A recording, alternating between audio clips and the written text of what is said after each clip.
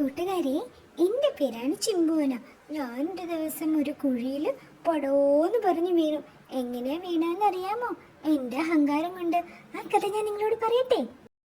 ഒരു ദിവസം ഞാനിങ്ങനെ കാട്ടിലൂടെ നടന്നു വരികയായിരുന്നു. അപ്പൊ വരുന്നു ഒരു കുരങ്ങച്ചൻ. എനിക്കാണെങ്കിലേ ഈ കുഞ്ഞു മൃഗങ്ങളെയൊന്നും കാണുന്നതേ ഇഷ്ടമല്ല. ഞാൻ ഒരൊറ്റ പേടിപ്പിക്കൽ വെച്ചു കൊടുത്തു. കൊരങ്ങച്ചന്റെ പിന്നിലോട് വന്ന് ഞാൻ ഠോന്നങ്ങ് ആക്കി കൊടുത്തു. കൊരങ്ങച്ചൻ. അത് കഴിഞ്ഞ് ദേ പോകുന്നു ഒരു മുയൽക്കുട്ടി. വേഗം ചെന്ന് ഞാൻ അവനെ തുമ്പിക്കൈയിൽ ഇങ്ങനെ കോരിയെടുത്തു. എന്നെ കണ്ടത് അവൻ പേടിച്ച് കരയാൻ തുടങ്ങി. ഇതൊക്കെ കണ്ട് ലാലാ പാടി ഞാൻ അങ്ങനെ നടന്നു വരുമ്പോ അതാ മുന്നിലൊരു കുഴി. ഒരു വലിയ കുഴിയാണല്ലോ. ഇതെങ്ങനെ ഈ കുഴി ഇവിടെ വന്നു എന്നൊക്കെ ആലോചിച്ച് ഞാൻ പതിയെ അതിൻ്റെ അടുത്തേക്ക് ചെന്നതും എൻ്റെ കാല് തെറ്റി പടോന്ന് പറഞ്ഞ് ഞാൻ ആ കുഴിയിലേക്ക് ഒരൊറ്റ വീഴ്ച. ഞാൻ അവിടെ കിടന്ന് വല്ലാണ്ട് നിലവിളി.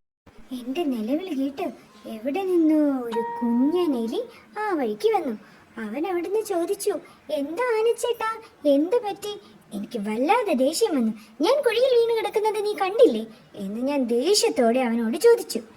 ദേഷ്യവും സങ്കടവും ഒക്കെ വന്നിരിക്കുന്ന ആ സമയത്ത് എന്നെ കളിയാക്കാനാണ് എലിക്കുട്ടി വന്നതെന്നാണ് എനിക്ക് തോന്നിയത്.